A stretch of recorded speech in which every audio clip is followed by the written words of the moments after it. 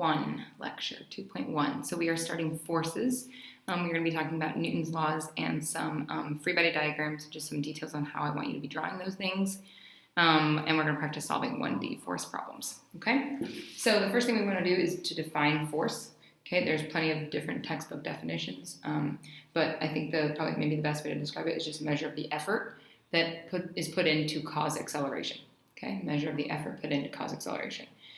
Force is a vector, okay, and so it will have direction. And the units we're going to use are newtons, and I put like the letter we use to represent the variable, and then the unit, and then the name of the unit. So, like for example, if we had a force that was 6 newtons. And then, of course, we have to add direction because it's a vector. So let's just say, I don't know, it's in the x hat. Okay, direction. That would be how we would write our force. Okay? Now, I'm going to be giving you guys a lot of specific instruction on how I want you to set up your problems, solve your problems, do your free body diagrams, things like that. And it may seem like I'm trying to, be extra tedious about it. But it really is just to prevent you from making mistakes. So I want you to trust me on that and to go ahead and to follow those steps as we go through, okay? So maybe the best place to start with forces is to talk about Newton's 3 laws, okay? I'm sure that you recall these from last year, but we'll re-go over them and just double check that you have them down, okay? So his first law says an object at rest will remain at rest, and an object in motion, will remain in motion at a constant velocity. Okay, at a constant velocity. And what that means is, I made this as a vector, right? There's a little vector sign over the top of it here. Same speed, same direction. Okay, so let's imagine we have a vector velocity here. Okay, and let's say the magnitude stays the same. So let's say it's going 5 meters per second, and it stays the same, but it's now going in this direction. Okay, that is considered an acceleration. Okay, that is considered an acceleration because that is a change in velocity. Velocity includes direction, and so if the direction changes, that is a change in velocity. Okay, and so turning, this is turning, counts as acceleration. Okay, all right. There are some forces that just cause things to turn and don't actually change the speed of the object. There's one we're going to be talking about in particular, and hopefully you remember from last year, but it's the centripetal acceleration. Okay? Second law is really just an equation, but it says that the sum of the forces is equal to mass times acceleration. Okay? And when I use this sign, I mean sum. Okay? Not difference. Last year, okay, you were probably taught something like forces to the right minus forces to the left equal ma, or forces up minus forces down equal ma, okay? We are not doing that this year, okay? We are adding the 2 forces because the directions are important, okay? Now, you may see it more like this. If we were to write this year, it would be something like this. Force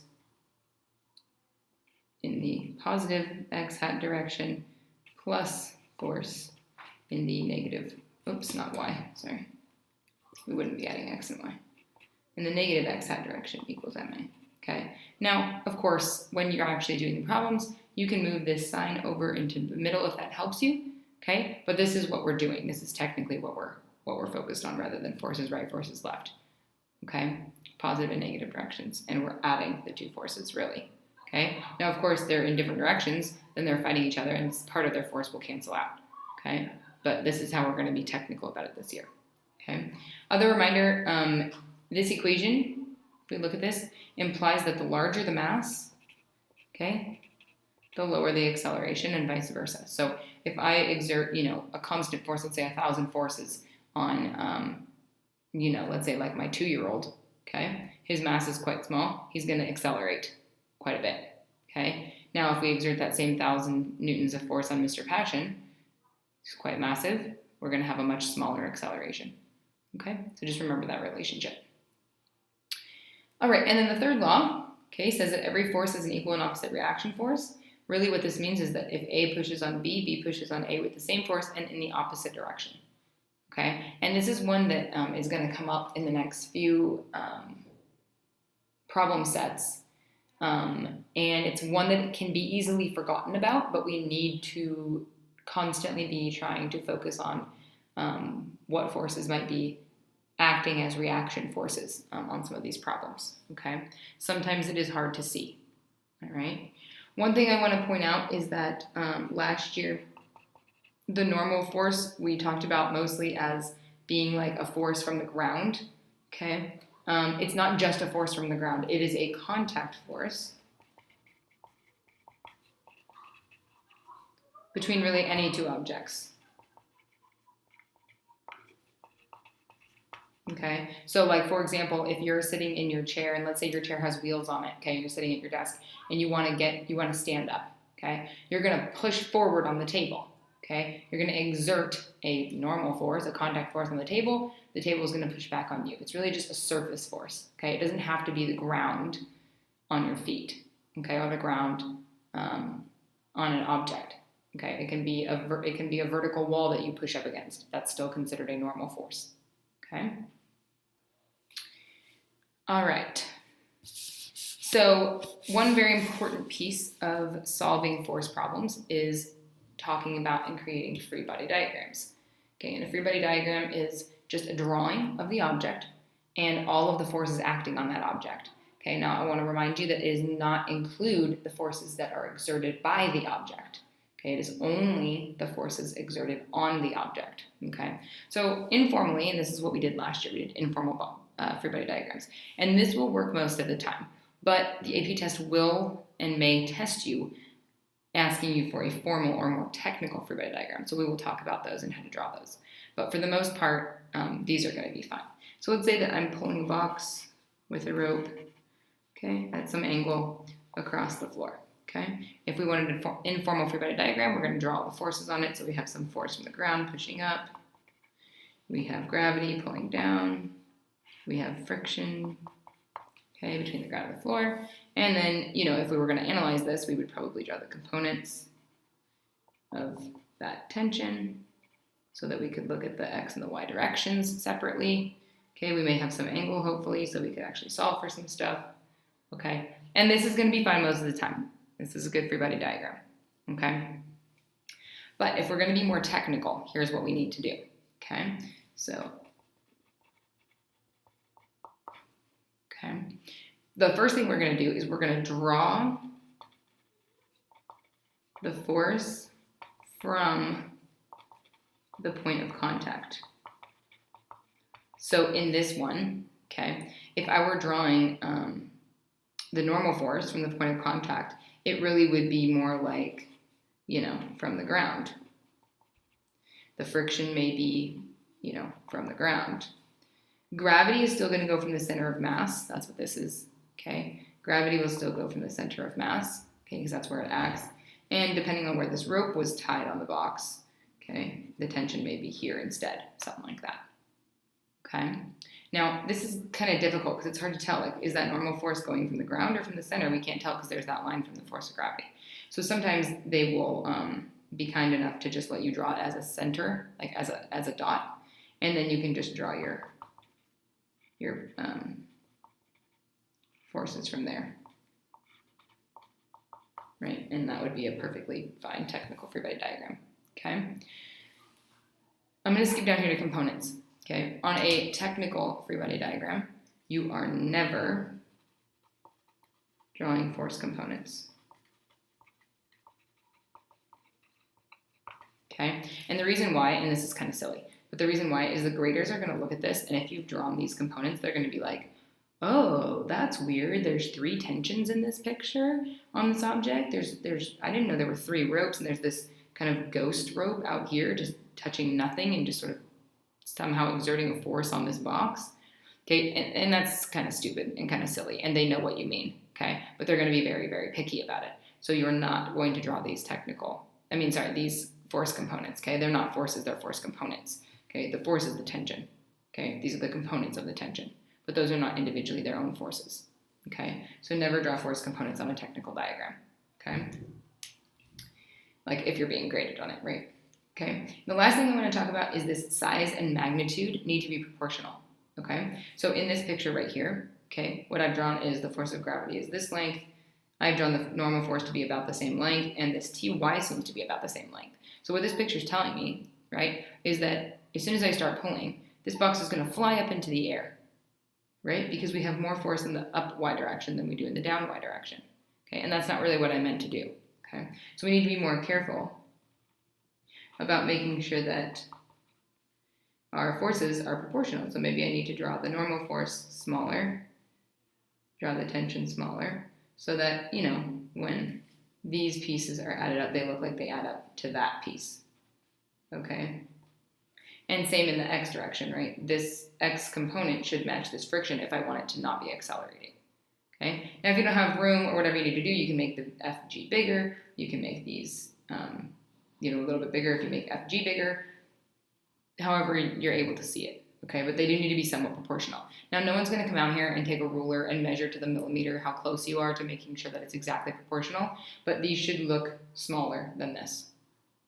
Okay, so that we know that this object is basically just sitting, not accelerating in the y direction here.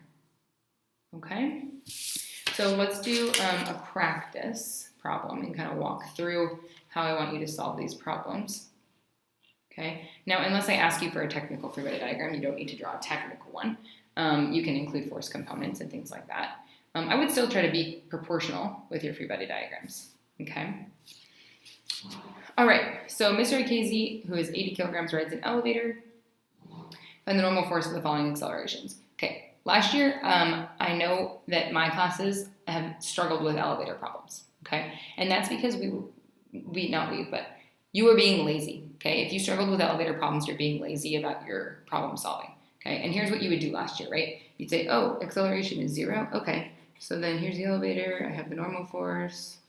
Gravity is the same. So I know that normal force equals gravity. So the normal force is going to be equal to 784 newtons. And you'd be done, right? That's not what we're going to do this year. That's lazy. Okay, and it is prone to mistakes. Okay, so instead, what we're going to do this year, okay, is we're going to do 2 steps. We're going to draw a free body diagram for every single question, and we are going to write Newton's second law. Okay, for every single question. Okay, I don't care that you can do this in your head. I want you to write this out. Okay, this is how you tell me, and this is how you show the graders your thoughts, okay, and how you know that these are equal and why, okay? So it's one extra step. It's not that big of a deal, okay? So here's our free body diagram. We've already done that. Now we're going to write our F net equals ma, okay? Our net force is the sum of the forces, okay? Now we are going to establish that up is positive, okay? So we're going to say that Fn, which is in the positive y hat, plus mg, which is in the negative y hat, is equal to 0, because a is 0. Okay. Now, to me, this is kind of like, I don't like the negative sign being over here. So in my next step, I move it over. Okay. You don't have to. If this doesn't mess you up, that's fine. Okay. But I move it over. So I will say Fn in the y hat minus mg in the y hat equals 0. Then I'll move it over. Okay, I'll say Fn in the y hat equals mg in the y hat. And now I can plug in, and now I know Fn is equal to 784 newtons in the positive y hat direction. Okay. All right. Now let's say that, it looks like a lot of extra steps. That's because I moved this negative thing over, okay? You could start out with it like this if you wanted to, okay? I'm going to go ahead and do one with an acceleration. This is an acceleration in the positive y hat direction, okay? Again, I'll draw my free body diagram. Now, if we're accelerating up, that must mean that the normal force is higher than the gravity, okay? So we'll draw a bigger arrow. Again, the net force equation is going to be the same, except for over here, we're going to have an acceleration. So we're going to have Fn, positive y hat. You know what, you don't have to put the positive y hat there. You can just, Fn's in the positive, so you can just put y hat minus mg y hat equals 3 times 80. Okay, do your math, add the mg to the other side, and you'll end up with Fn equals 1024 newtons in the y hat direction. Okay, just make sure that you include the direction at the end. Okay, not that much more work. Okay, and now this problem just became easier. So we're going to practice the easy problems like we would the hard problems. Then we're going to do the hard problems the easy way, like this, by doing these steps. Okay, and the hard problems are going to become kind of easier. Okay. Okay, one more. If this is in the negative y hat direction, then we know that gravity is bigger than normal force. Okay, same setup.